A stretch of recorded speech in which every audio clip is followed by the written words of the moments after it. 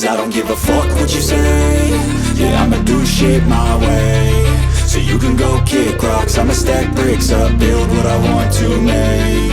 Yo, I got a lot of shit to say, so I'ma do this every day. I'll be writing things until I'm fucking buried in my grave. 6 feet deep under, but my body won't decay. Cause my messages are timeless, so they'll put them on display. Oh yeah, I rap with a certainty, I have a sense of urgency. A message for eternity, for everyone internally. I had some people burning me, but now they fucking learn to see I ain't the one to fuck with, now they looking nervously. And I don't really care what you think of me, respectfully. You can kick rocks if you think you're fucking better, see. I will outwork you, turn you to an enemy. Hurt you so bad that you're gonna need some therapy.